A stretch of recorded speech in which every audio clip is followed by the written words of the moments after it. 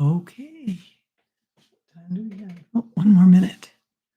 Wait one more minute.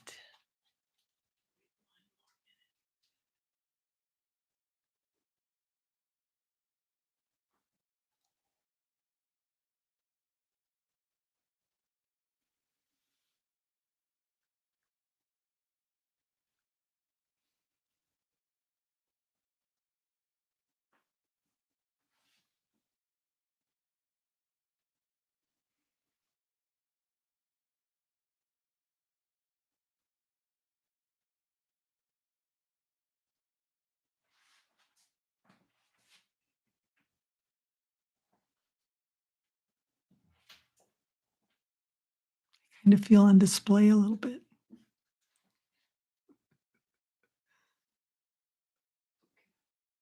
Oh, 11 o'clock.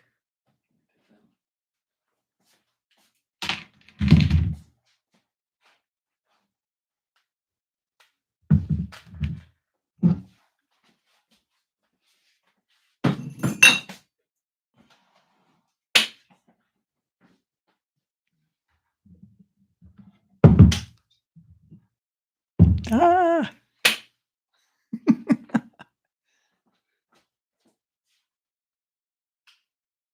gone blind. Turn the ceiling light on. It's still pretty dark.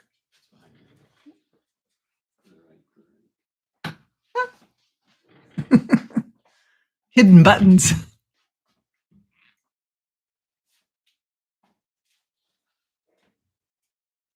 Good evening, everyone. Isn't this fun? I've been looking so forward to this all day. I can't tell you how excited I am to have you join me. If you could in the chat, write what time zone you're in. I want to see where everybody's from. So if you could just post in the chat where you're from. I can't see it from back here, but I do have my iPad here and I'll try and take a look as we go along. Welcome, welcome, welcome. Welcome to Joyful and Merry Quilting Night Owl Hangout. This is just a time that we're just gonna get together and just hang out and sew, which is what I really wanted to do. Of course, I've got things to announce before we get started, and I was hoping that, we would, be able to get through this kinda quick. I did time how long it took me to do the little cozy, and, so yeah, it was about 45 minutes, so we wanna make sure that we have enough time to do that, and we haven't kept everybody up all night. But, anyway, we'll see what happens. Um, I do have a question for you. Before we start, I feel really bad that I think a lot of people on the East Coast got left out just because it's so late. It's already midnight there. And so I'm wondering if 10 o'clock Central Time would work for everyone. That would be 10 Central Time, 11 Eastern, 9 Mountain, and then 8 Pacific. So, is that right? 8, 9, 10, 11, yeah. So if that would work for you, if 10 o'clock would Central Time would work for you, again, put that in the chat too, and we'll just take a look at that and see, how everybody feels about it. 11 o'clock works well for me, but so does 10, so I can do that too. I just don't know if that 8 o'clock might be too early for our friends over on the West Coast, so especially if you've got things going on and all. I kinda wanted to keep it at a time when nothing was going on and really nothing other than sleeping and insomnia. So anyway, uh, wow, so we do have some East Coasters. Some East Coast, Georgia, Niagara, and East Coast, night owls, yay! Now I have to share with you, I just got home last night. I was in Florida, so I was in the Eastern Time Zone. My son-in-law, James, was retired from the military. He's a young guy, but, they retire him early in the military, and so he retired, after 20 years of service in the Air Force as a lieutenant colonel, and so we went for his retirement party, and, oh, it was amazing. I mean, it was just so well done, and it was just so moving and touching, and to see everything, all his medals and all his accomplishments, and then everybody talking about him, and it was just amazing. My daughter Carrie's husband, James. So while we were there, hurricanes starting up because they're down in Florida, and we were to leave Sunday night knowing full well I had tonight that I had to be prepared and ready to go. So yesterday, everything was good. Skies were blue, all was well. And then rain. We had some rain, and it was still okay. And then we were to leave at 5 o'clock. Then we flew partway. We had a transfer, and then we changed planes, and then we flew home. So our flight got delayed an hour, then it was 2 hours, then it was 3 hours, and we weren't leaving there until 8:30 at night. Well, we totally missed our connection, so that wasn't gonna work, and it's like, "Oh, no, what am I gonna do?" And the next connection wasn't until 3 o'clock today, which, 3 o'clock. So we ended up renting a car and driving, and I got home last night at 2:30 AM Eastern Time, or I mean, Central Time, which was really late, but, night owl, so it was okay. And, we, went about our day today and got everything done. So here I am, and here you are, and I'm so excited to have you join me. So let's just talk about a couple things before we get started, and I hope you're working on your projects. If you want to sew with me, you can, but you don't have to. You can just watch me sew. You could work on what you're doing. You could just lay there and listen if you want. Whatever you want to do is fine. It's just a time for us to kind of get to know each other and to share some stories and share some fun. So I hope that you've got something that you're doing that you wanna work on, that you're just taking this time all to yourself and doing that. So I'm gonna check my notes. I've got a very scratchily written page here.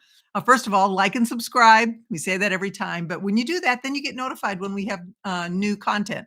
So we wanna make sure that you've, clicked like and then click subscribe if you haven't done that already, that little bell. And then it doesn't bother you. All it does is when you go to YouTube, there will be a little, mark there that will let you know that there's something new. So if you could do that, that would be great.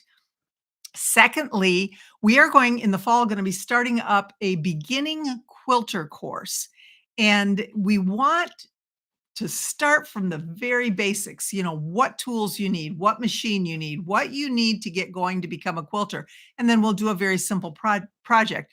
But we want to have some helpers to get this going. So if you are a brand new quilter and you would be interested, please email, or you know somebody who would be, please email info@joyfulandmerryquilting.com and then let us know. And then we'll let you know what we're going to do. It just being a part of our test group, it would be free, of course. And we just want you to help us to kind of put the course together. So as an experienced quilter, sometimes it's really hard to remember way back when. You try and remember what was going on and what you needed to know when you made that very first quilt, but you forget a lot and you assume a lot. And so we were hoping that if we had people, we don't want people who are experienced quilters because you've already got your minds pretty well made up, and it um, it it would be more helpful for us to have someone who's brand new at quilting, so that when I say such and such, they can say, "Huh? I don't know what you're talking about." Because if you're an experienced quilter, all those terms will make sense to you, and you won't ask the questions that we need to answer in a beginning course. So if you want to join us and you would be willing to help, we would be really grateful. Info@joyfulandmerryquilting.com. Oh, I think Alex needs to put in the, um, in the comments because I may have that wrong, the email address. But anyway, Alex, if you could put that in the comments and let everybody know, that would be great. Okay, next is if you bought the Santa satchel or if you bought the heartfelt Christmas advent calendar, I still have one more, little packet of the bows and the hearts. These cute hearts are actually the ones that came from the Me and My Sister Designs reindeer games line. If you want to look that up, the hearts are all cut from that. And it's $29 if you go to joyfulandmerryquilting.com and you click on the store. No, joyfulandmerryquilting.com/Santa. And then those items will be there and you can purchase that. One left. So if anybody's interested, go ahead and check that out. The next thing I want to show you is what our next project is going to be. So, what we're going to be doing with the Night Owl quilting is we're going to have a project or a tutorial or some kind of a tip or something every month. And we're going to meet twice a month. So we're going to meet on the second Monday and the fourth Monday. Mark your calendars, second and fourth. And then one of those weeks, we will have a tutorial. So the next one, the next hangout that we will have is going to be on, ooh, let me see if I've got that down. It'll be on the second Monday of September. So whatever that is, um, whatever the second Monday is, mark that. We're gonna make this really cool, if you can see. It's a pot holder. It's huge. It's really nice. It's made out of it's a hexagon shape, and it's made out of hexagons. And I'm gonna show you how to do this. It's really nice. I love it. I use it a lot. I've had this pattern. I made it up years ago, and this is the pattern. So I would love for you to join me at the Night Owl Quilting to make particular um, this particular pot holder. It's really easy. It looks hard, but it's not. It's really, really easy. And if uh, the pattern that we have whenever we offer a pattern for our tutorials, like this one that we're doing today, the candle cozy, it's free to those of you who join me for this particular live or our Night Owl Hangout, free. And then it's free for another week after that for anybody who watches the video later and they, still want to make it, or they've heard about it a little bit late. Then they can still go to our website, joyfulandmerryquilting.com/owl, and they can get the pattern. Now, on Sunday, this coming up a week from yesterday, at the end of the day, the free ends, and then it goes into our store on our website. Okay, so then it's in joyfulandmerryquilting.com. You click on store, and it'll be available there for purchase.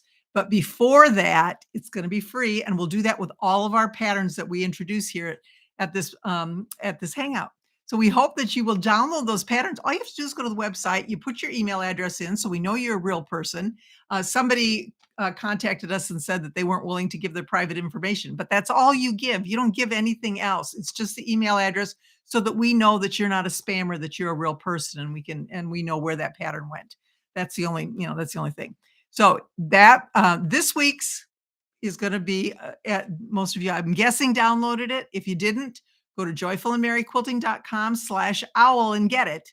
And you can do it right now. You can download it right now. It's available there. It'll just come up once you enter your email address. You can look at it. You can print it out, whatever you want to do, download it to your computer.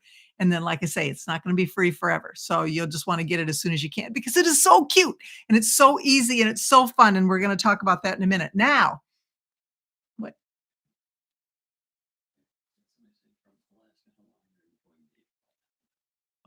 Oh, I bet Alaska and Hawaii.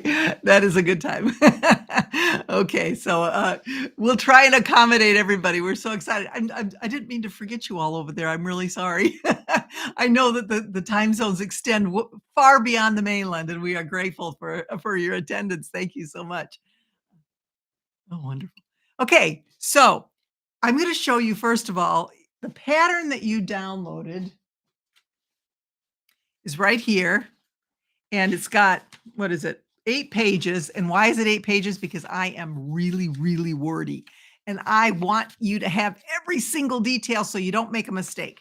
And that way, when you listen to me, then this is all going to make sense to you. So I hope that you've not only downloaded it, but you've cut your pieces if you want to work with me today, because it really, like I say, it's really simple, but sometimes it's helpful to have somebody show you all the little nooks and crannies.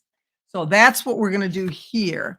Now, several people gave me some really fun ideas. I'll show you the ideas I had. Now, my whole intention about doing this was because we have everybody has gifts that you want to give to friends. Maybe you have a guild or you have a group that you belong to that everybody gives a favor of some sort, especially, this time of year. And people are always asking, I need this for my buncle group. I need this for my quilt guild, my Project Linus group, my appreciation breakfast. That's what we do. All sorts of things. And we're always looking for something new. And this is something new. This is something very different. Now, every mug rugs are huge. Everybody's making a mug rug. And this could sort of be like a mug rug, but I think it's cuter. I mean, I think it's easier. It goes together very quickly. You don't have to be quite so creative with it because it's creative in itself. So I'm going to show you, first of all, I did this with the Riley Blake Halloween fabrics. There's two of them. There's one that's called Fright Delight, and there's one that's called, what is this one? Hey, Bootiful. Okay, so there's 2 of them. I kinda mixed and matched them because I pulled some fabrics out of each one, so that's why I don't know which ones each of these came from. But if you noticed in the pattern, the center, the very center that goes underneath your candle or whatever you're putting on your mat, is supposed to be a little surprise. So when they peek back and open up those little points, the triangles, they're gonna see a little surprise in there. Well, this particular fabric line had the cutest, where is this one? Okay, I've cut it up, so it's hard for you to probably to see it, but it has all these little pictures in it, and I just thought this was so adorable, and I chose the Happy Halloween one in the middle, and I cut that one out, but I just thought that was just so cute, and it was just perfect for what we were doing, and it made just a nice little thing, little center, little hidden center in there. So that's where I picked mine, but you don't have to. It, just whatever you wanna put in the center, any kind of a pattern would be really cute in there, or just fabric. It doesn't really make that much difference. So, when I first originally designed this, I designed it for a votive candle because I thought it looked really cute. Now, this is battery operated. Don't put fire in here and fire and fabric. Everybody freaks out about that. We don't want to burn your house down because we've got this cute little mat here that catches fire on the candle flame. We wanna make sure that we're safe. So, anyway, this is one of those, look at, doesn't that look real, though? I mean, it looks so, from here, it really does. It kind of flickers a little bit. I got this for $2 at Hobby Lobby, and, just cute as anything, and they had a whole bunch of different ones, but this one's plastic. This is a plastic, container on the outside. Feels like wax inside. It's not, but it feels like it, and then you've got the light in here. So, anyway, I thought the votive candle was cute. Inside was the Happy Halloween that I put in there with the points. Now, this one in particular, I bound it. I actually cut it out and then I used binding and I put around the edge of it. It's small, so binding is kind of hard to do. It's navigating around there, but it worked. It was okay. So that was my first thought. But then I was visiting my daughter and for the thing that we went to, and she had a 3-inch round candle and it looks so cute. Look at that. It fits right in because this is a 3.5-inch square that we start with. Isn't that pretty? That looks, and this is again another one of those little battery operated candles. Now we'll put everything in the comments section that I'm showing you. So it's all there. If you want any of this stuff, you can get it. We have, look at that. Now, this particular one, I did not bind it. This one, I did the turning, the just the sewing around the edge, turning and top stitching. I think it works a little bit better for this because it's so small. But again, totally up to you. So I really loved that one. Well, then people started giving me ideas. And one of them I thought was so well, this one I thought for Christmas, just because I had this. This I use Christmas fabrics. Inside is one of those trucks, the truck fabrics. I thought that was so adorable, and this is kind of the line that goes with it. And this is a little mug that I got at Hobby Lobby. This was $4.99, but it's 50% off because everything is right now. And with M on it for Mary. And I put that in there. I thought, isn't that cute? Now, can you imagine that would be such a cute favor? And you could use this for what? You could put candy in here. You could put anything you want in this little cup, or just give them the cup. The cup is so cute. Or if it's a little kind of a mug, so it's a little. I'm not a coffee drinker, but I'm sure there's some kind of coffee that would fit in there, or a packet, or whatever. So anyway, I thought that would be so cute for Christmas. So that was another thought. And then someone said you could use it like a coaster with a fancy glass that has a stem and a base. And so this one I had made for Valentine's Day. You can see it's got all the conversation hearts on it. And when you open it up, it just has more conversation hearts on the inside. And so I did. I put this because this base is, I don't know, probably 2.5 inches or so.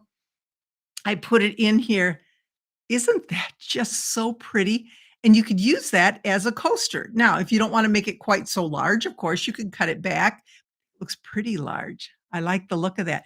That would be so pretty on a table. Now, again, this is Valentine, and you can do any types of fabrics you want, it doesn't matter, whatever. If you're doing a spring luncheon, do florals.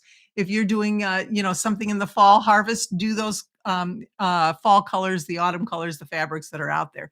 So I just love the versatility of the pattern, and everybody gives their advice on different things that they can, different ways that we can set them up. And each and every one has just been so cute. I just love it. I'm so happy with that. So anyway, thank you all for your advice. And if you have any more thoughts, please post because I'm sure other people would love to know and to decide what to do with that. So we are going to make the candle cozy mat right now. Again, if you're working on your own project, if you're working on your own project, that is great. Not a problem. I'm gonna have to move my microphone a little bit, so I'm hoping that I keep my sound. Now, if you are doing this, we've got several things. I have this really cool mat. This is a Creative Grids mat that I just got that kind of has that grip on there that their rulers have too, and I tested it out and I really liked it. Now, I have to tell you that we do have the links in the comments or in the description. And if you click on those links, these are only products that I use. I don't put anything in there just to put it in there. Anything that I put in there is a product that I use. Now, there are some products, not all, that we do benefit monetarily from them, but you don't pay more for it and we get very little. So it's just a minimal amount, if anything. So, just letting you know those details. But I want you to first of all grab all your fabrics. We have them listed. I clip all mine together in order because I like to do that. I also used 2 squares of batting because the batting that I had was kind of thin, and I like it to be a little puffier. The one that I did here was actually 2 squares, and you can see it does have a little bit of a puffy feeling, but not enough for everything to tip over. It's not that thick, but thick enough that it gives it I like that little look, that little puffy look on there. And, if you do just the one layer, it doesn't quite have that same look. It still looks cute, it still looks nice, but that's what I'm gonna do. So, if you take your pattern, this is what we're going for. Uh, your fabrics are all listed, and we have them cut out. The top ones that I have will be for the very beginning. So we're gonna skip over because 'cause I'm assuming you've got everything cut out. We're not gonna do that right now. If you haven't done that, you can watch this over. It's gonna be up it'll be available live. The lives will be available taped, so they will still be the weird thing is when you go to the our YouTube station, Joyful and Merry Quilting channel, there's little tabs that it'll say, like, shorts, and those are those little short 1-minute videos of different things, and then there'll be videos, and that's our podcasts, our quilting tips, that stuff, and then there's several others. Alex has everything arranged in a great way. Like if you click on our videos, they're separated into chapters. So maybe you don't want to watch the first part, like with this, and you want to get right to the part where we're making the points. He'll have that labeled and you can just jump to that section. So I really like that. That's a really nice feature. But to find it, you have to click on live. There's another one that says live. And when you click on that, then all our old lives are there and you can rewatch them. Okay. So we are going to skip all the way to page 3 where it says directions. And we are going to take those 8 rectangles that you have cut from a light and a dark fabric. Now, it doesn't have to be light and dark. It can be anything. That's what I did for this particular one. I had a dark and a light. If you don't and you want to switch up how you fold the triangles to get a different effect, totally up to you, whatever your fabrics are. I'm just going to show you so that it comes out the way that mine comes out in the picture. We want it to look the same. So that's where I'm calling light and dark. But again, you can do whatever you want. So the first thing we're going to do is we're going to match up one light and one dark, and we're gonna sew a 1/4 inch, we always sew a 1/4 inch, along one long edge, okay? So I'm gonna match those up right sides together, and you can see right sides together, and I'm gonna sew that 1/4 inch on all 4. Now, when you do that, when you put it together, make sure that you have an accurate 1/4 inch seam. Now, I don't know if you can see on my machine, it's kinda hard because we don't have an overhead camera because we're still just novices here. But, I have my, painter's tape. I never even use a 1/4 inch foot anymore. I only use the painter's tape, and I measure it accurately, and I put it on there so that I know my 1/4 inch seam is always gonna be good. So if you don't know about that, watch our free workshop on joyfulandmaryquilting.com. You just click on the free workshop, and there's one whole section on an accurate 1/4 inch seam, and it'll tell you how to do that. Okay, so the first thing, let's do that. We're gonna sew all 4 pairs together, and then we are going to press them towards I want whatever color you want to be showing. Now, I wanted the orange to be showing, so I am going to be pressing toward the orange. I called it the light, but it's whatever you want. Now, if you want the other color to show, you can see it's this little dot. If you want that to show and you want the orange to be the little tiny part, you're gonna press the other direction. So I want the orange to be out, so I'm pressing toward the orange. Whatever color you want on the outside is the color you press toward. Okay, so I'm gonna go ahead and do that. You go ahead and do that.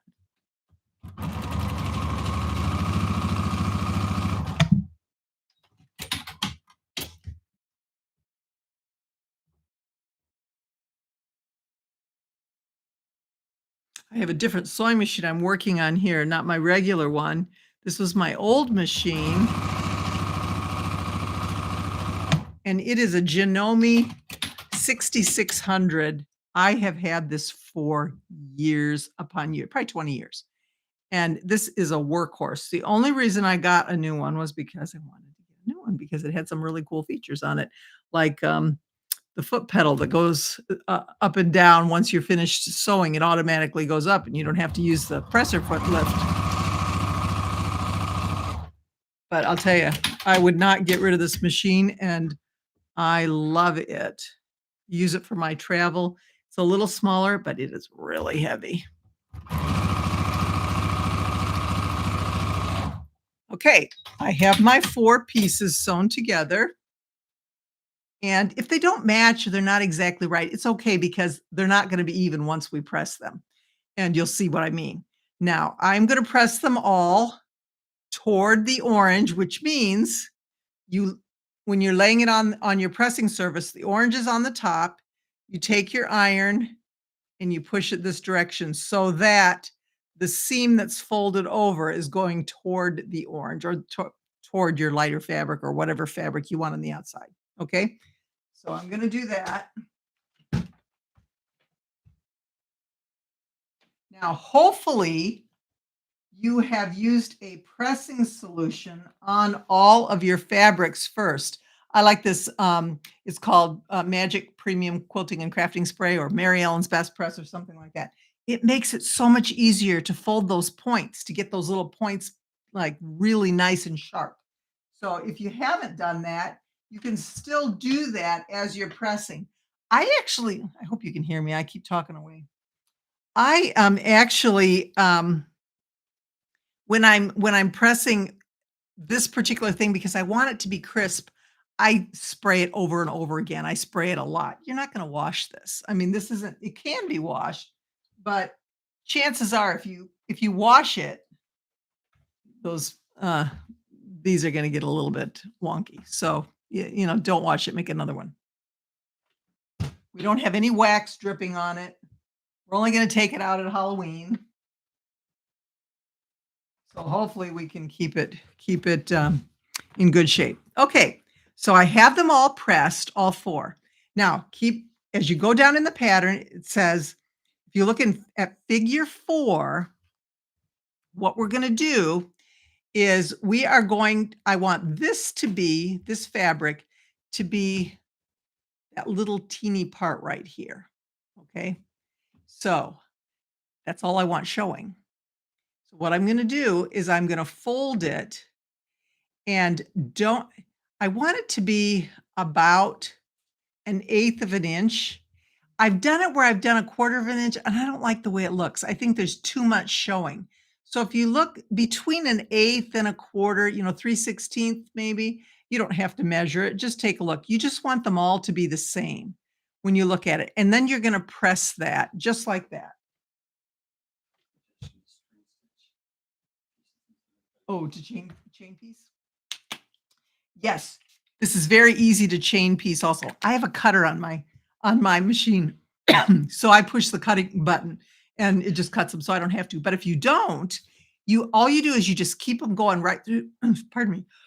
Could you grab me a glass of water, Pop? Sorry. um, if you, just keep sending them through the machine and then you just clip them apart, or there's those little tools that you can use where you can clip them apart. Actually, I have one here, and it makes it just really easy. You just go clip all of them at one time, separating. But chain piecing is really, especially for something like this, is a really great idea. So thank you, whoever suggested that. So let's go ahead and press all of these pieces just like that, with that eighth of an inch to 3/16 probably sticking out above. And if you look at the back, you've already got they don't match up. So don't worry about it. That's all going to hang off the end. We're going to cut it off.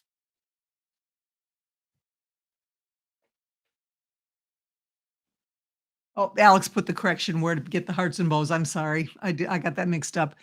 So please look at the chat if you're interested in that.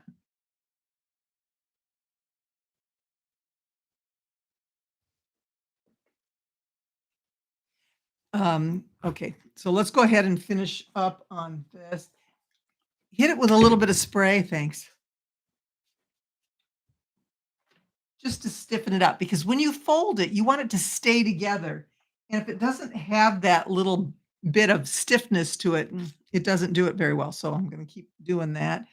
Hopefully, while I'm talking, that's going to give you enough time to press all of yours. You want to keep it as straight as you can, because if it's not, it's going to show. This is kind of the focal point. So we want to make sure it's easy, but we want to make sure it looks good. That's where that precision thing comes from when it comes to quilting. Okay, so I'm on my third one.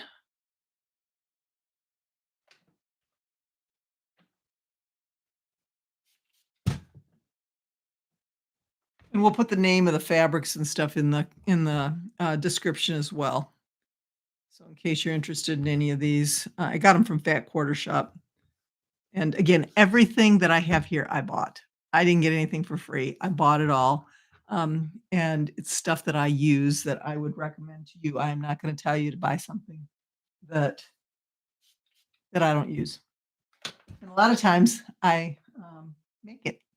There's ways to DIY stuff. Okay, so now I've got them all. I've got them all. Aren't they cute? Look at that. Now those are going to be our little triangles. So we're through page 3 already. Aren't we going quick? Turn to page 4. And this time, this is where the instructions might be a little confusing. I hope not. But what we want to do to create those points is, as you can see, this is going to go down the middle. In order for that to go down the middle, we are going to fold it in half this way. We're going to, first of all, it says using, taking this particular piece, you're going to fold it in half and get a little crease in there. Creasing is, finger pressing is really really helpful in so many ways. So I've done that. And then you can see where that crease is. You can see it running down the middle. Now, what we want to do is we're going to fold. There's the crease at the top and there's the crease at the bottom. This corner and this corner. Now we've got that this is how you can tell if you got the right side, because you got that extra piece hanging down at the bottom. So this corner is what's going to fold down to the middle. And you want to make sure that it starts right at that midpoint and finishes at this midpoint. Okay, so that's one. And then you're gonna do the same thing to the other one. Look at how nice that point is up there. Now, there's a key to doing this that I think is helpful when we put it down is the glue stick. I use the glue stick all the time. And all I did with this is my fabric one, it's all full of lint. But all I did was I just took and ran a line right across the fabric and stuck it together. When you do that, then when you fold this down, you don't have it blousing on the edges. So just that one line of glue makes a huge difference. So just go ahead, if you have your glue stick handy, and do that on all 4 of those pieces. It makes it a little bit easier. It makes it a little crisper. And we want it to look nice. We're giving this away for a present. We want somebody to look at it and say, "Ooh, they work so hard. And look at how cute that is, and their points all match." Now, most people that are not quilters don't notice if the points don't match. That's not a huge deal to them a lot of times, but it's a huge deal to me. I want my stuff to look good. So I'm really careful to make sure I do that. Okay, so as we go along, if you look at we just talked about figure 6, where we're going to take those points and meet that center that we folded. And then that's where I like to use my clips. These little clips come in so handy. So what I do is when I fold the first one down, I clip it. When I fold the second one down,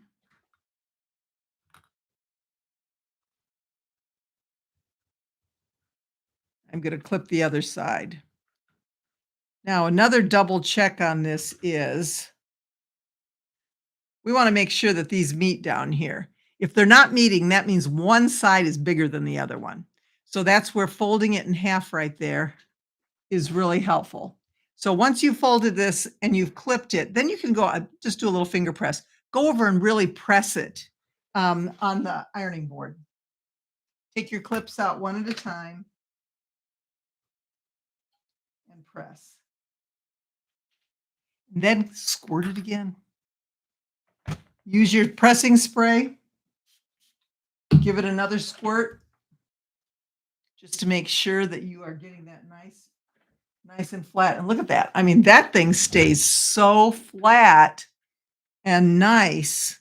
And we're going to do that to all of our rectangles that we have. Once we have done that, if yours is not laying flat, use your clips. All you need is just to put a clip at the top, or if you want to, you can put them on the sides as well. But what you want them up high enough toward the point, because we are going to sew a basting stitch or just a stitch right along those raw edges right at the bottom, as it shows in figure 7. So if you have these clips too close, you're going to hit them when you go under the machine. So what you'll want to do is this side up where that raw edge is and where you can see, you're going to do that to all 4. You're going to sew that along the edge. So go ahead, fold all 4 like this, and then sew that basting stitch across the bottom. Okay, so let's do that. I hope you're all still awake. I hope if you're not working on this, you're getting something done. That's really important that you do what you came to do. Then I'm going to press it again. I'm going to press all of them. You can see when I just press it and I don't use the pressing spray, this is what happens. It kind of opens up. But the second that I put that pressing spray on there, just a couple of squirts, it just holds it down nice enough that I can sew it and I don't worry about it moving or blousing up. So I'm not going to put the clips on there because it actually holds pretty well. But you just want to make sure, don't not fold it in half and crease it. Make sure you do that step. Make sure you glue those 2 pieces together. It's going to make a huge difference in your finished product. And it's washable glue, but it doesn't matter because you're not, like I said, you're not going to wash it. But it doesn't show through. You don't have any issue with it coming up through the fabrics and making a stain or anything like that because, like I say, it's washable.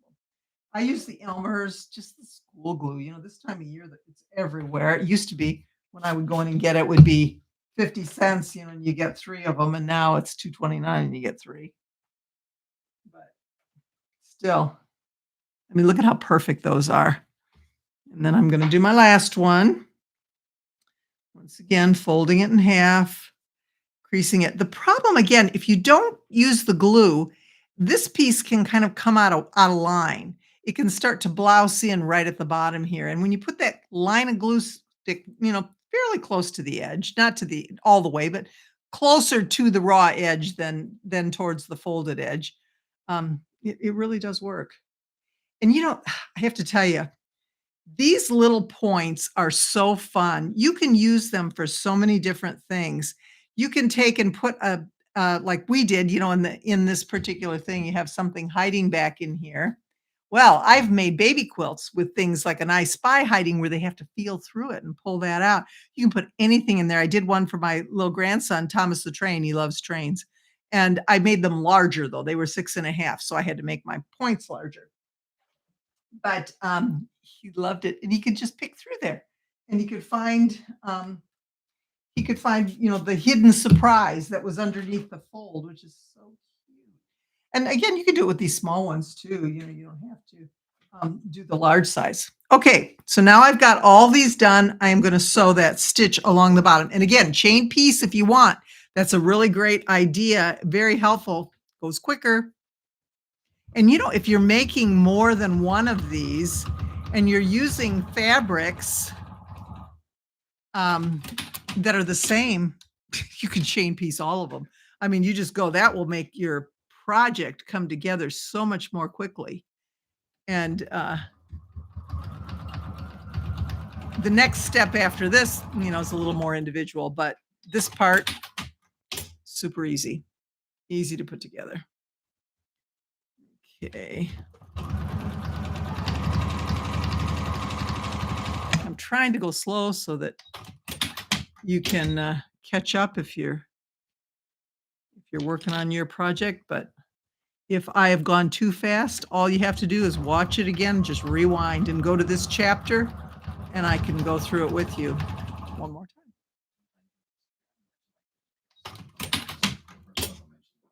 Oh, I'm glad you like the details. Thank you.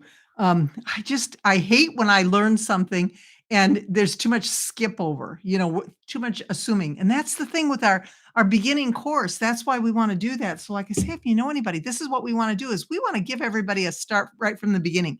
And this is kind of an interesting point I learned this weekend from James, my son-in-law. He was talking about different things that are he's an engineer, and so everything goes together in a certain way.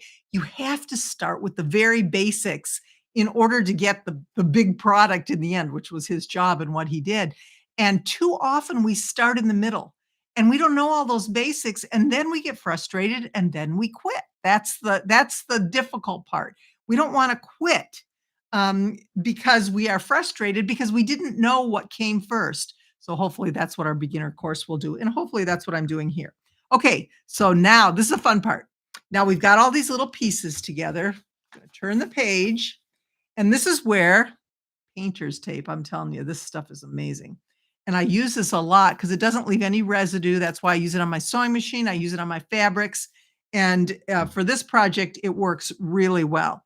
What we are going to do, and I'm going to try and show you on my little design board. Terry made this for me, and I'm telling you, I love it. All it is, and maybe sometime we'll do this as a tutorial. It's just batting,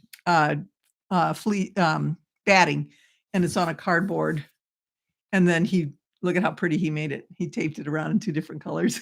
Love it. So what we're going to do is we're going to put these together. I'm doing this upside down, so I'm going to do it here, and then I'll hold it up. We want to match those points, the center. The edge is not as important as that beginning at this point, because we want to make sure they're not all going to be the same around the edge. We'll trim it back, but we want that center to be perfect. You see? how that's perfect in the center. Now, the other thing we want is we want to make sure all of our corners are matched up, but it's impossible to pick it up like this. Painter's tape. The first thing we're going to do is we're going to do a crisscross on the center, just a little bit. You don't need very much because we're going to be pressing, and you don't want to like press all this. You have to pick this off if it gets dried out. So we're going to just put one. See how I did that there, and one across there. Just this little cross, okay? It's this little X. Now, in the corners there that we have, those corners, we're gonna do again just a piece, just a little piece to hold them together. We want them to be held together. It's okay if it goes off the edge. When you are cutting this, if you cut into your tape, which I do, you got two choices here. You can use an old blade, which sometimes is a little hard to get around the edge, or you can just figure it's one of the casualties of quilting. So your blade, doesn't like to cut paper or tape or whatever, but maybe you have a blade that's not your best that you can use for this part of it, because you will cut through the tape when we square up the block. But it's so important that we keep those points together. It's just, like I say, one of the casualties of quilting. So we're going to make sure that we push those together. You don't want any space there. You want those pushed together. So now you can see all the way to my corners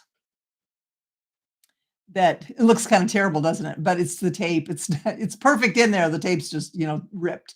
So there we go. Now what we're going to do is turn this over. Try and show you here.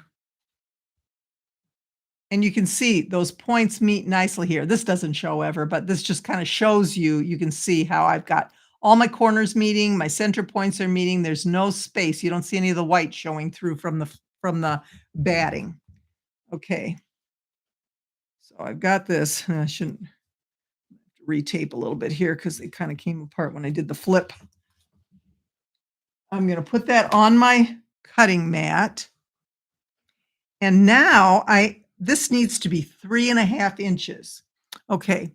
So I'm going to use I have a 3.5 inch ruler, but I'm going to use my 6.5 just so you can see. We will only use 3.5 of this, but we want to make sure that the halfway mark, half of 3.5 is 1 3/4. We want to make sure that the 1 3/4 mark, here's our diagonal, there's 1 3/4. Hopefully you can see that. 1 3/4. We want that point from each direction. That's our midpoint. So the 1 3/4 point is our midpoint. And we can see from the back side, we can see where that midpoint is. We can't see that from the front side because we've covered up with tape. So the back side, if you take a look, you can see this better. I'm going to make sure that my diagonal line is running all the way through right here, where those divots, the fabrics meet, where the points meet. And my 1 3/4 is going to be 1 3/4 here, 1 3/4 here is going to be, it's not, I know, because I can't see it from here, but it's going to be right there at that center point. 1 3/4 from that edge, 1 3/4 there. Once we've done that, we can trim off the first side. Okay. So you want it lined up. That diagonal line on your ruler is really important if you have one. And then the 1 3/4 point is important that we make sure that we've lined that up so that everything is centered. Not hard. I'm going to take my cutter and I'm going to trim off this side. Okay.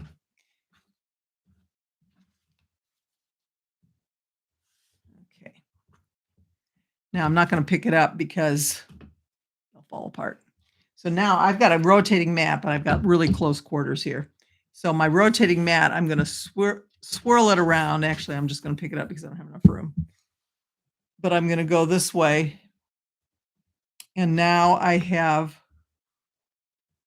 the other edge to trim. The other edge is easy. You don't really have to line much up other than that diagonal line, because you know that the left side and the bottom is going to be 3.5 marked at lined up at the 3.5 inch marking. So then you just cut off those last 2 sides. I wanna make sure that it's good. Okay. And now I've got that nice. I'm gonna flip it over, and you can see it's just perfect. It looks so good. Everything is lined up right and everything is good. Now, let's go to back to the pattern. We've lined everything up. We are going to replace the tape with pins. I mean, with pins, with clips. We want especially to make sure that our corners stay in position and that those where the 2 pieces meet, we wanna make sure that those are clipped. So those are the first ones I'm gonna clip. Clips are super cheap. We got the link in the we'll put it in the description, but they're not expensive at all, and I'm telling you, they work so much better than pins, especially when it's thick stuff like this is. So I am putting in I'll show you just as soon as I get them all in. I wanna make sure that all of these pieces are clipped together because we are going to add that fun fabric, that hidden surprise to our centerpiece, and we wanna make sure that they match up because that's a 3.5-inch square, and this is a 3.5-inch square. So I have those clipped. I'll show you here. I have those clipped in between where all those edges meet. Now, one at a time, I'm going to take the tape off, glue stick. We are going to put some glue to hold down that piece of fabric.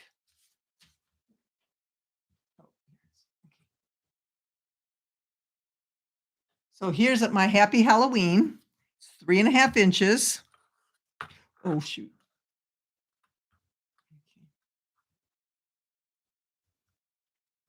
And I'm going to put it on top. I think I cut mine to 4 inches, so I'm going to have to trim it back. Yep, I cut it to 4.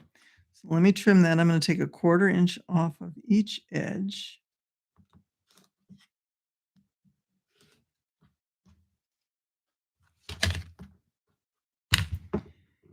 And now you can leave it larger. I mean, larger is fine also, and then you just trim it back and center your other pieces on top of it, and that works too. So whatever you want to do. But I'm going to place this on top of the Happy Halloween.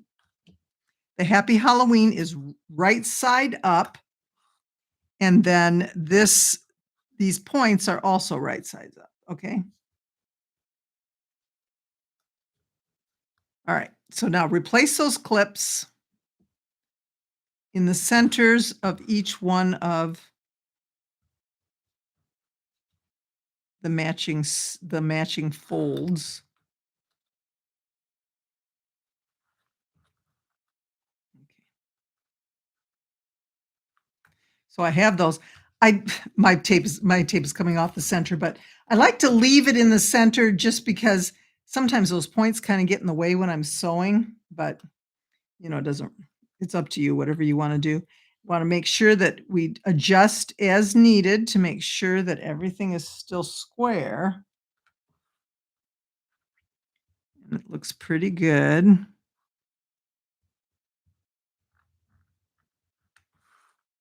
Same thing with this edge. Okay, so I'm all ready to go.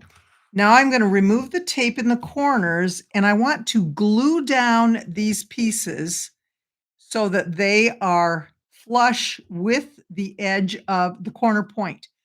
The only way to do that, to keep it there, is just to put some glue right there. I just do a circle and then glue those pieces down so that they meet exactly. And this glue stick holds really well. Look at that, how nice that is. That holds really well there.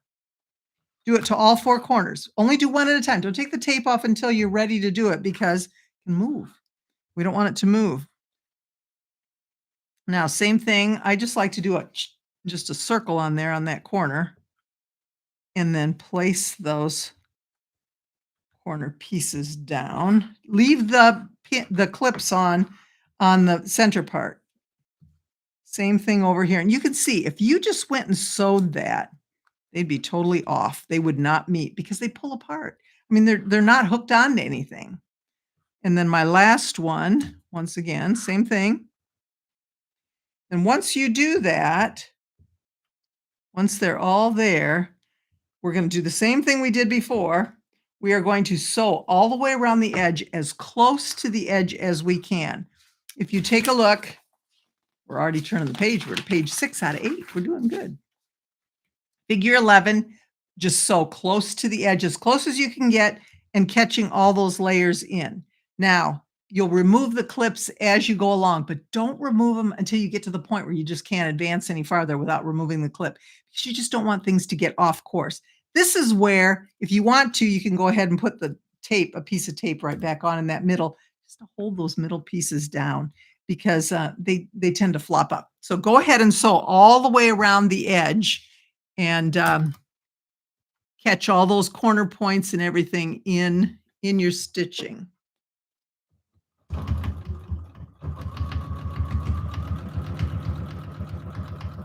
You don't want it to be a quarter of an inch because then it's going to show when it's you just want it to be way over on the edge. You can just sew right off the edge, then go back and start again on the next side, or you can pivot, whatever works best for you. Either way works. Just want to make sure that there's no tucks, no folds, and that when you go around the edge, you've caught all those layers.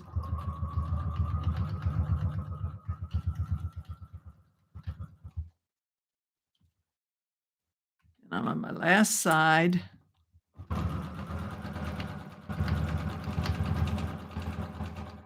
And this is the hardest part, and you finished it.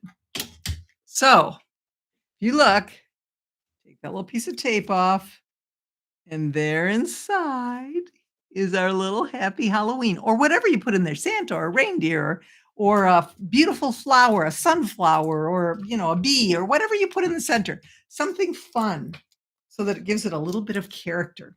So that's the centerpiece. Okay. Now, as we move along, we have 3 borders that we're going to add. We're going to add the first border.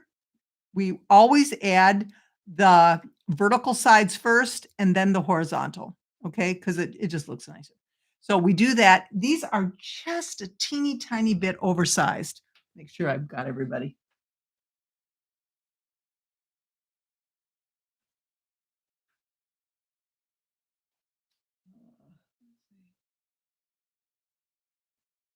Zipper foot, you can, but I don't think you need to.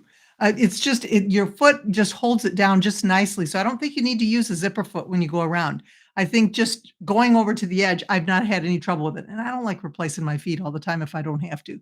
So I like using, I'll show you which one I use. Like I said, I don't use the 1/4 inch foot. I just use this basic universal foot. That's all I do. It's the basic one that comes on your machine when you buy it. And I put that on for most everything unless I need to use the walking foot. And the walking foot, when the layers are big at the end, I will use that because it just doesn't look good. It's too tight when you don't do that. So, okay, so there we go. Now we're going to, my first borders, border number 1, I chose this one. Like I said, they're a little bit oversized. I pin everything. Now look at it. I want to look and see which side is up for my happy Halloween. This side is up. So I'm going to lay right sides together. Right sides together. This is a vertical side. And I'm going to pin it. Now you can see that teeny tiny, very teeny tiny bit over that we will trim off, but enough so that it's not too short. When it's too short, everything starts to get wonky. Now I'm going to show you this pin. Now this I was given for free. This is from Purple Hobbies, and we're going to do a demo on this. She gives us a discount. Anybody that goes to her site, purplehobbies.com, she gives us a 15% discount on anything in her store that you purchase. And I have not found anything in there that I didn't like. We use the third hand binding tool. I use it all the time. There's a winding tool. Well, she sent me this and she said, try this out. She said she wanted to know what I thought of it. And it's a pin cup, but she made it. so that I use my little caddy all the time. I take it everywhere. It has everything in here that I could possibly need for a project. And sometimes, like when I'm in one room or I'm going somewhere, I just take that with me and I know I don't have to go rifling through drawers. Well, pins are really hard to transport, especially those fine pins that I use. And so I'll end up putting them in a little baggie. They still poke out, but at least they don't end up all over the place. Well, this was created, she created it in two levels for longer pins. And look at it, it just screws on. Do you see the pins in there? Okay, that's cool. She created, like I say, for the longer pins. But when you're ready to use it, all you do is turn it. And look, they all come out and you can easily pull them out. They're just perfect. I love this thing. And then I can take it. And these pins are so sharp. They're just, horrible when you stick your hand and you can easily, but look at, they're all nice and neat. And then I just take my pins out and use them. Then when I'm ready, when I'm finished, it goes back in like that. You lock it, just turns like that. And then you put the lid back on, and then it goes in my sewing caddy. So anyway, I think this is the coolest thing, but we've got, I think tomorrow we've got a demo coming out about that. I'm not sure. So take a look on the quilting tips for tomorrow. I think this might be there. Alex does all that stuff. I give him the videos, and I think that's what's going to happen. But I just wanted to show you because I love this little product. I thought it was so helpful. Now I'm going to pin. Whenever I pin, I don't care how large or small it is, I pin ends, one, and then I pin in the middle. Now this one, I'm only going to do 3 pins because it's small. And I'm going to pin both vertical sides. This one, same thing here. Make sure you've centered it so you've got the little bit of excess coming off each end. Those we're going to trim off. So I'm going to do that. Now it's kind of thick here, but I still have found that I could still use my regular foot. I don't need the walking foot yet. So I'm going to put the pins in, and then I'm going to sew. Oh, you guys, it's been an hour. Is everybody still awake? This is an easy part. I don't want to keep you up too long, but I'm going to keep talking. If you get tired, come back and watch tomorrow. Okay.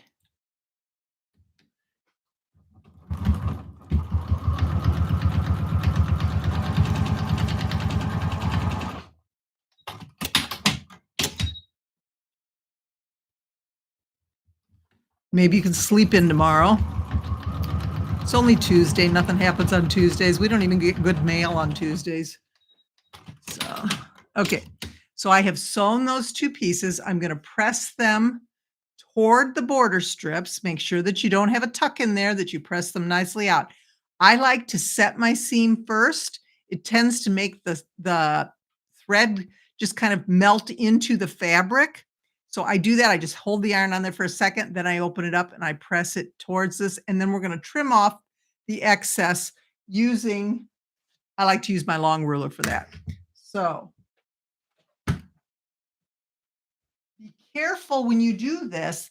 You don't want to mess up those points in the center, because if you catch them wrong, you'll fold a crease in or iron a crease in there. You don't want to do that. So I've got this down. I'm going to just trim off those. It's not much. It's just a minuscule amount, but you want to do that because when you line up the next piece, you want it to be lined up with that center 3.5-inch square. And if you've got those extra little pieces coming off of it, it could get off and it'll look a little bit off. It just will keep getting worse. Once you have one thing crooked, there's no straightening it out if you're not really super careful. So now look I've got those, and I am going to do the next one. Once again, I'm going to pin in the center because these are still not too long. None of it's really very long, but the borders are the easiest part. Now think about this. This is just kind of like doing the regular borders on a quilt too. You do the same thing. Although you cut them to size, you don't cut extra on there, but you do the same thing. You pin center and ends, and then just pin halfway between, halfway between, halfway between until you have the whole side pinned. And that way you don't have wavy borders. That's the problem. People will say, why do I have wavy borders? It's because you did not pin the way where you would ease in the border and the backing.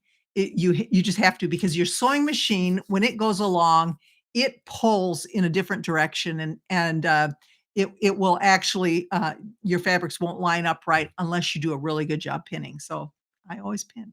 Okay, so 1/4 inch one more time. This one's a tiny bit longer than the other one just because I kinda made the measurements that way. It's too hard to cut some of those weird sizes, you know?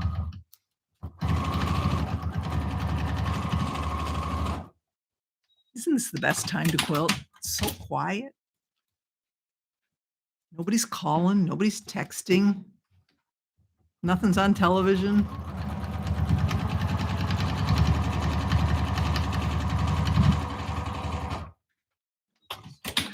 What? Oh, yay, Melissa, glad you're awake.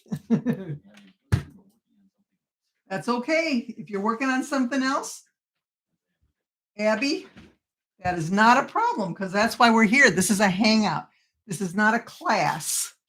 So that's why we're here. Whoops. I'm talking and I'm ironing my points wrong. Okay, look at that. Now we're going to trim off those edges again using this ruler, lining up the ruler with the edge that we already know is perfect. And then the excess comes off.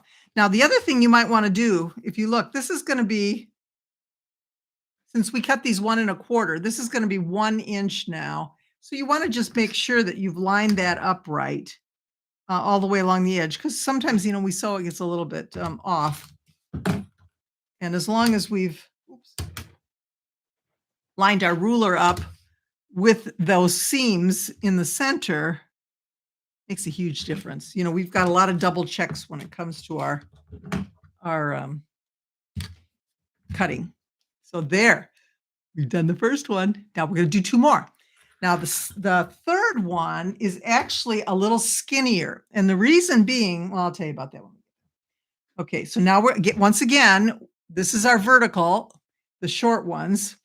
So we're going to do our shorter strips of the next border on that same edge. That's going to be our vertical border. And these are, again, just a tiny bit extra.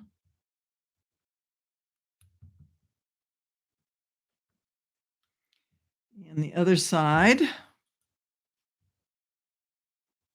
And you can, all of these, you can pin both before you sew because they don't get in the way of each other. So it's not a big deal. But I always do this, the ends and then the center always. Now, if you fold your strip in half and you know where the center is on here, you can do the center first. That works too. Okay, once again, so 1/4 inch seam carefully.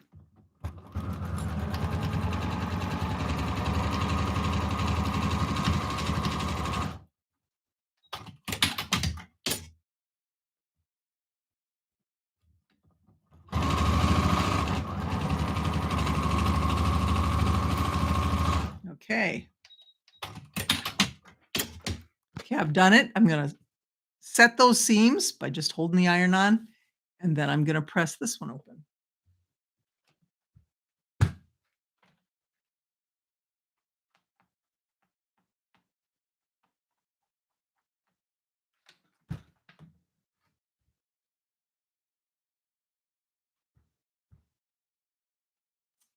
Just love this fabric. It is so adorable. Okay, there we go again. Now we're going to do the same thing, trim up those edges. Laying my ruler. Once again, it's 1 inch. That's a 1 inch border. So if we make sure that the 1 inch line, when we place our ruler down, the 1 inch line is along that seam. I don't know if you can see it. And we can trim that off because sometimes, like I say, it gets a little wonky and we want to make sure that everything is straight. If it goes in a little bit, not a big deal. But if there's excess on there, just trim it off. Okay, now we've done our verticals. We do our horizontals.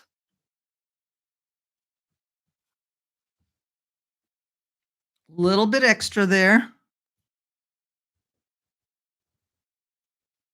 Now the next one we're going to do, the the hexagon pot holder is a little bit easier. And, that one you will for sure need to download the pattern ahead of time because you will need the templates for that one. And, if you don't have that, it will be very difficult for you to cut out an accurate, hexagon. So make sure that when that's released that you grab that up right away, and please invite other people to come or to take a look. I would love to have more people in our class that or in our hangout class, in our hangout. So now we're gonna do the same thing, 1/4 inch on each side, and we are doing these are our horizontal borders. Border number 2. And you know, the tape on my sewing machine makes sewing a 1/4 inch seam mindless because I feel it. I can just feel it. I don't have to worry about watching it. And you know, when you've got a 1/4 inch foot and it's got that little thing on there, they are not always accurate. You still have to adjust depending on what kind of a foot you have. I have never found one that's been absolutely accurate, and my tape always is. Now I got to replace it. Usually I'll replace it like after a project or two because it kind of gets it gets goofy and you need, but you know, this tape is cheap. Okay, so here we go again. Press toward the new border. Set the seam first. Always set the seam first. I saw some controversy on a Facebook page one time. People were arguing about why to do this and insisting that this was just something that somebody made up. It's not. It really does make a huge difference when you set the seam. It pushes those threads down even with the fabric because if you look, you can feel them. They're up on top. And just that simple press pushes them down and it just makes everything light, just so much nicer. Okay, so we're going to once again trim off those ends. Now you can see this one kind of got a little bit, I don't know if you can see it, there's a tiny bit there, but I know that this is even. So when I put my next border on, I'm going to connect with this and this because that little divot right there, it's not, I don't want to line up with that. And it's okay. It still works. Okay. Now you could stop here. If you didn't want to do any more and you only wanted it this big, you could stop here and then just add your batting and your backing and you'd be done. I like it just, this is just a tiny bit larger because I don't want to bind it if I don't have to. So these strips, they are actually, they're a 1/4 of an inch smaller. These are 1 inch strips because the binding, I just wanted it to look a little different. Now you could actually cut these a little bit larger and then trim them back. That's fine too, whatever you want to do. We're going to add these to the vertical side, the short one. And make sure you pin just like before. Now, when you finish, we do not measure the size of this square. We know what it should be, but we don't care because it doesn't matter. It doesn't make any difference. It's not something that, oops, I put the wrong one on. See, I'm talking and this is what happens. Put the short ones on the short ends or you're going to have a mistake and you're not going to be able to recover from that. You have to rip it off. So but it's not essential that we keep track of the size because we just want it to be square. So if it's not exactly whatever size mathematically it should be, as long as it's square, we're good.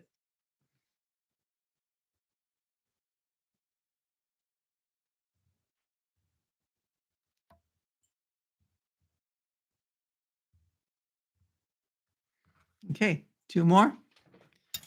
Go ahead and sew those.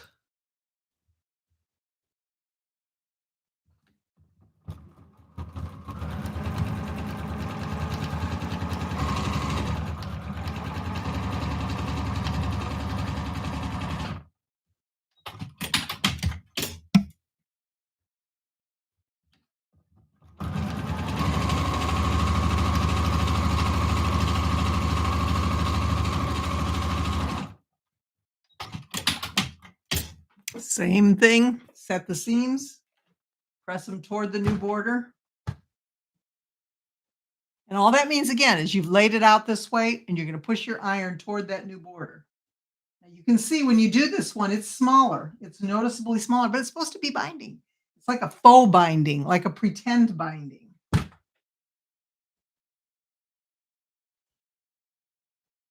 And you can do binding. You know, I did it on 2 of them, but I just hate the connecting part when it's such a small piece, when you connect the beginning and the end together. I don't mind doing it on a quilt or even a wall hanging, but on a little piece like this, I know there's other ways to do it, but the way that I do it, um, it's really cumbersome. So I should figure out a better way. Same thing, we're gonna do our final strips. Our final binding strips are gonna be added to the top and the bottom, the horizontal edges. We're almost there, everybody. We're almost there. You hung in there and you're doing great. All right. In the home stretch. Now, when we do, I'm not going to do the quilting here because we just don't have time, but when you do the quilting and the top stitching, please use your walking foot. You will be so much happier. You will not have tucks. You will not have those little teeny tiny stitches. Make sure that you set your stitch length on your machine for larger than what you would do when you're quilting, maybe a 2-2 or a 2-4. You don't need the little tiny stitches to quilt, and it looks better if they're a little bit larger. Some people even go as high as a 3.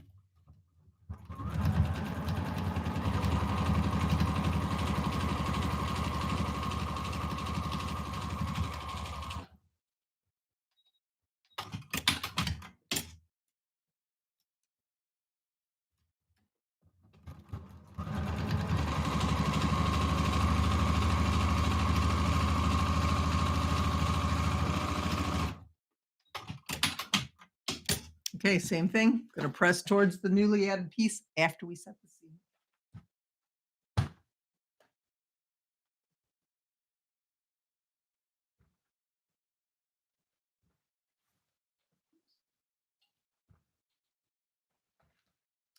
Before I make my final trim, I'm gonna spray this with the pressing spray and press it pretty stiff.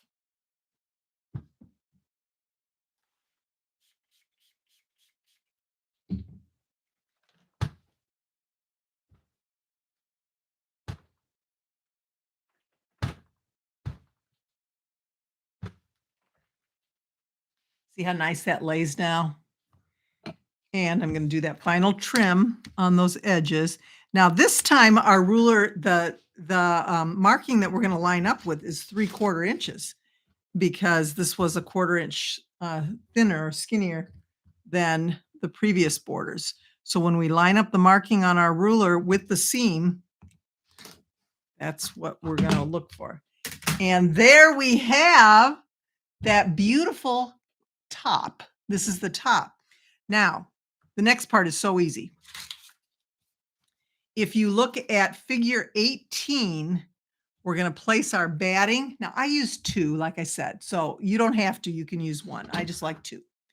We're going to take our batting, and that goes first. Put that first down on our, mat. Then the next thing we're going to do is our backing, that 8-inch square backing. This is 8-inch batting, 8-inch backing, right side up. Okay, that's going to go on top. Now we know that this is much smaller than that. Not much smaller, a little bit smaller. The right side of this side with the points is going to go face down. So we've got all the seam edges and everything showing. And you're just going to center it. Center it on this piece. You see, I just got it centered. It's not, I'm not measuring it or anything like that. And then we are going to trim it. We're going to trim around the edge. So we want to take our ruler, and you're going to need a larger ruler. I have an 8.5 inch ruler, but you can use a 12.5 inch or whatever. And you just need to line up. Now this is 7.5 inches. That's pretty much what the size is going to be, but we don't care. What we want to do is we want to line everything up so it's straight. Okay. So whatever that is, we just want it to be straight all the way around the edges, and then we're going to trim. I'm in a little awkward position here because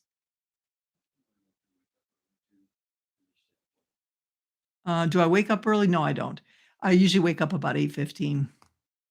I know that's late for a lot of people because I have a dog and she has to go out and she starts scratching down in her crate at at 8:15 usually. That's why we get up. Okay, so now I'm going to turn this around and I'm just going to keep trimming off the edge. Now I have to redo my ruler because my ruler is larger than what this is. So I'm going to bring it back this direction and then lining up my ruler, wanting it to be square, and then trimming off those last two sides. Now, be careful. Don't separate these.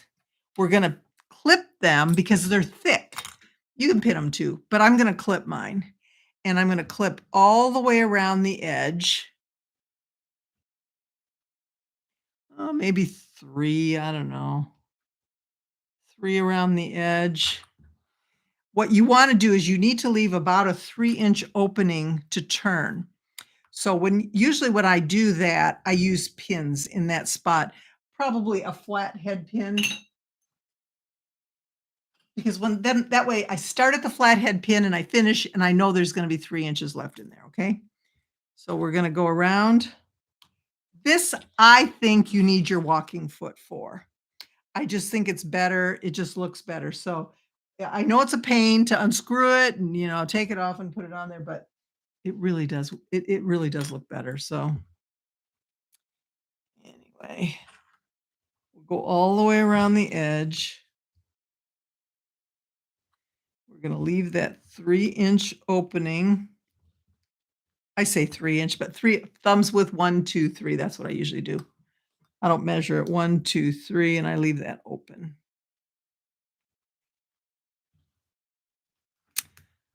Okay.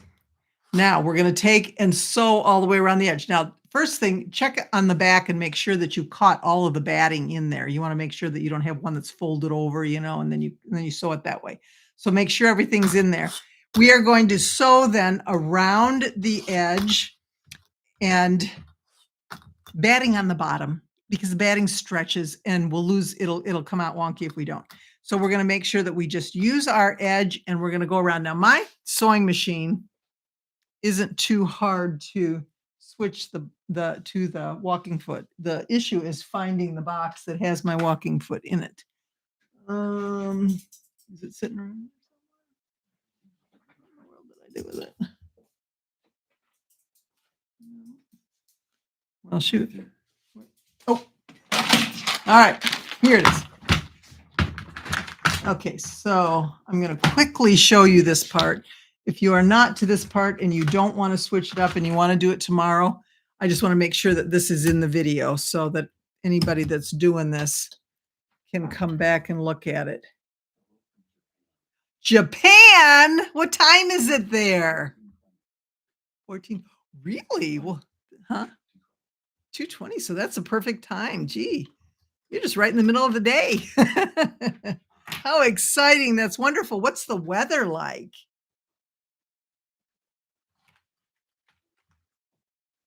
Okay, what did I do with the foot now?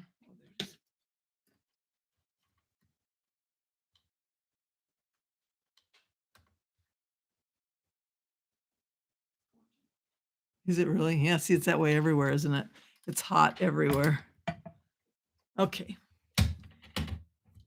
Now, my walking foot is on.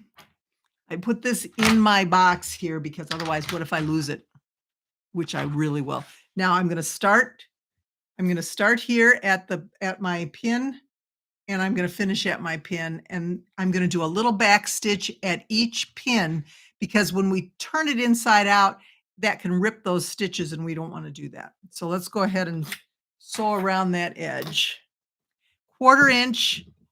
Use your marking, the whatchamacallit, the tape marking. It will really make a huge difference and keeping you even with a walking foot.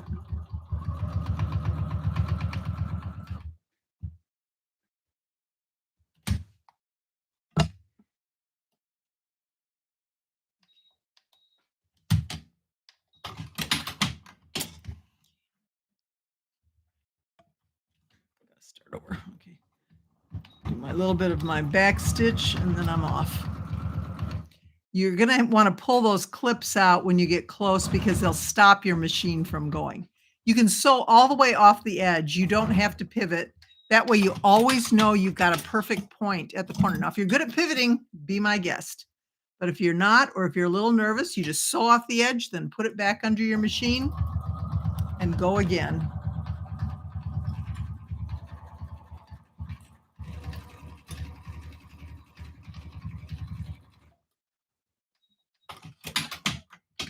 Now, when you finish and you turn, you want to make sure you clip those corners before you turn it inside out.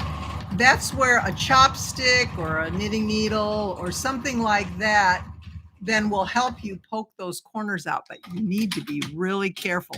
Even if you have a dull pointed object that you're pushing, you can push right through and make a big old hole in that corner.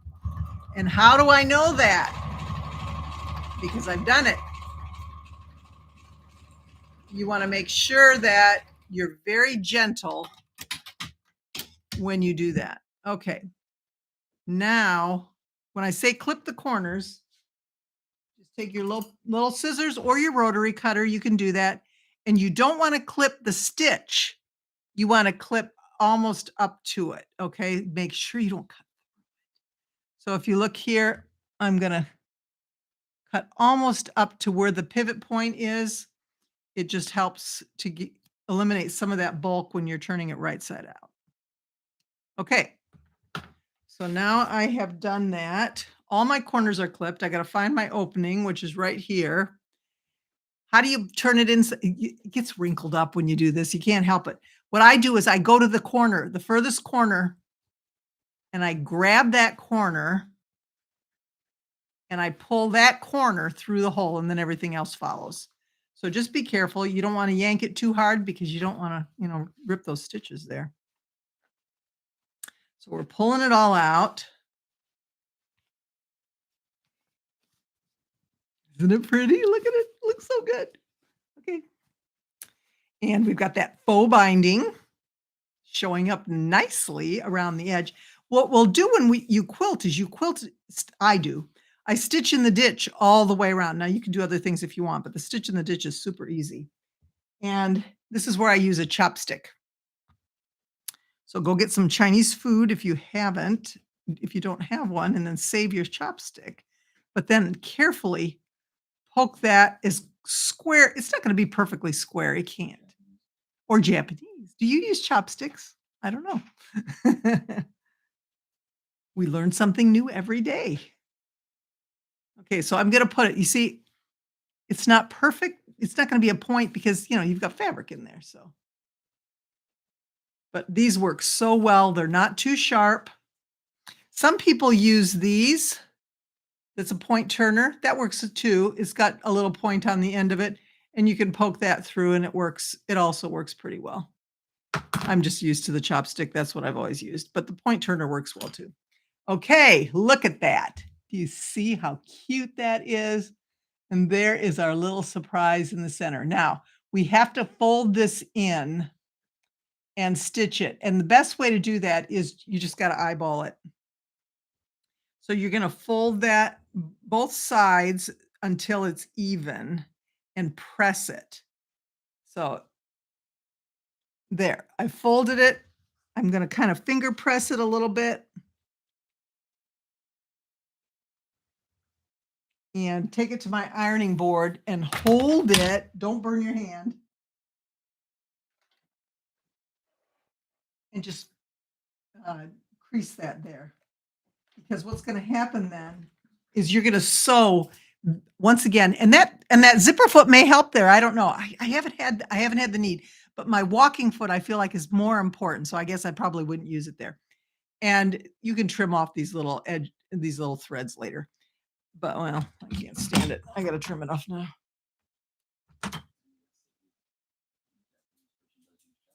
Oh, okay. There you go. Japanese people do use chopsticks when they eat, so that's wonderful. Japanese food. Okay, so now we are going to clip that. So we don't want it to get out of we don't want to lose it. We've worked really hard to make that even. Then we can start, let me get a little thread there. We can start wherever you want. And I would start on this side. We want so we can see where we're going. Stitch close, top stitch close to the edge all the way around. Now, before we do that, you're going to give it a good press because you want to make sure that everything is nice and not wrinkled, okay? So just go around. If you want to spray it with your pressing solution again, you can. I love that stuff. But it does front and back. It does make it, if there's any kind of a wrinkle in there, it gets rid of it. So see how much nicer that's laying. Now I'm going to go top stitch all the way around the edge. And usually you can do whatever. You can use a thread that's matches your fabric, or you can use a thread that stands out. Just make sure your lines are straight if you do that. And this is where I like to pivot down at the corner. So if I get to the corner and I go to pivot and it's too far, I just back up a little bit. I just move my needle. But I want to make sure that everything is nice and straight as I go around. And this you're not going to use the tape as a guide because you're doing it so close to the edge. So you're just basically watching it, making sure that you're not going off the edge or going too far into the center. Go slow. There's no reason to go fast when you're doing this. Absolutely no reason. You go slow and you make sure that it's accurate. You go too fast on something, as you know, with anything, too much chance for error.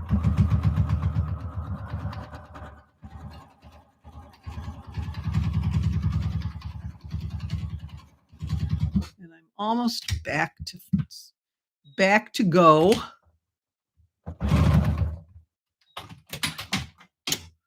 Oh, I just love quilting. I love finishing something. Look at, oh my gosh, this is not finished yet. But there's the first round. You like that binding? Isn't that cool? Perfect.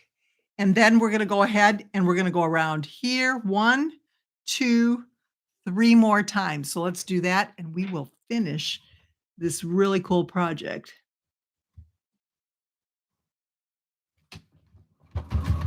And you are going to sleep so well now. Those of you like me who may be an insomniac on occasion, sometimes I'll go to bed. I'll lay in bed 2:30, 3:30, 4:30, 5:30 was one time. Oh my gosh. And 8:15, the dog wants to go out and my day starts, but we know that when we're doing something that keeps our mind busy, that's supposed to make us want to sleep. So I think it'll work. I'm really looking forward to our next time we meet. What's the second? September 11th. Yeah, September 11th. That's our next gathering.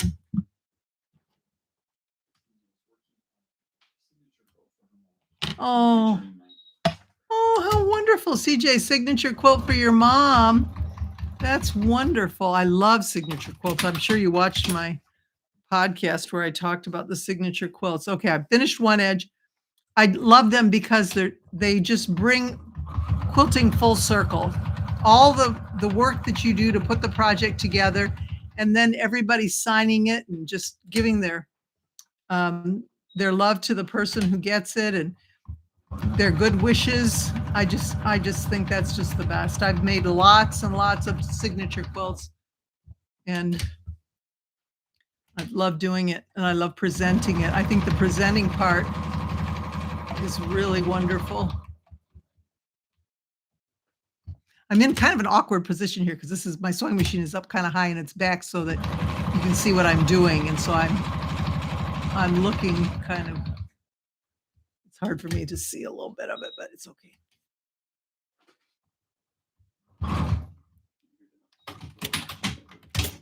4 people? Oh, 34. I thought Terry just said that I was down to 4 people, and I thought, "I better get moving here." There's 34 diehards. Yay, you guys, you are amazing. And if anybody makes this, what? Oh, of course, Jill. Is it Jill Kirsch? Oh, I knew it. Jill is amazing. She's like a I wanna see these finished products posted on our Facebook page. If you're into Facebook, I would love to see it. If not, just send me a copy of it. I'd love to see what you did. And like I say, everything that we use, that I've used in here, Alex will put the links down below if you're interested. Um, be sure and check out be sure and like and subscribe. I would really appreciate that on our page, and please come back. I think this is gonna be so much fun. We'll do something special again on the 11th. I don't know what. Still thinking about it. Done. Done. You see it?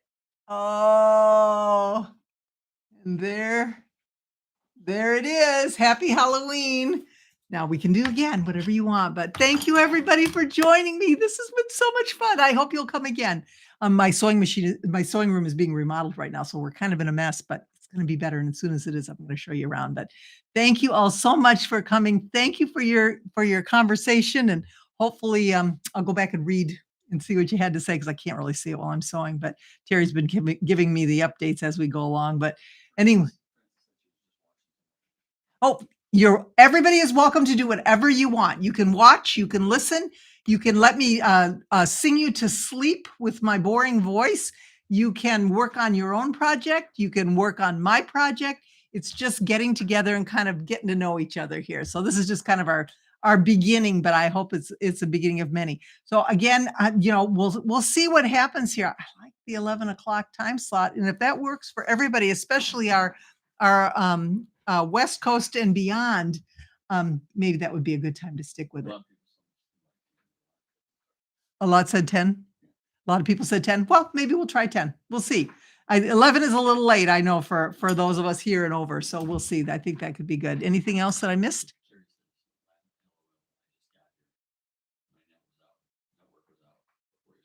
Oh, nuts. I'm sorry that you just got here, Carrie. But you can go ahead and watch it again. Just rewatch it. You just have to start it over on our live stream. Remember to go to the Joyful and Mary Quilting channel, YouTube channel, and then go to the live stream. It's one of the tabs on there, so it's kind of hidden behind everything.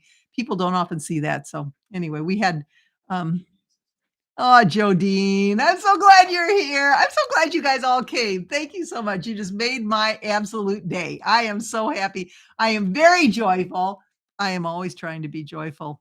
And I had a really hard time yesterday when those flights were so late. We were getting a little bit testy about all of it, but it all went well. We made it home, and here we are, and still awake. So as usual, so it's not really that big of a deal for me. But anyway, thank you all for coming. I am always trying to be joyful, but I will always be merry. So thanks again, everybody, and check out our YouTube video for tomorrow, our quilting tip. I think you'll enjoy it. And we got another big one coming up, I think probably next week. So if you wouldn't mind sharing and passing along the link so others will come and look, I would be most grateful. So thank you so much, everybody. Uh, End stream again. I'm still on.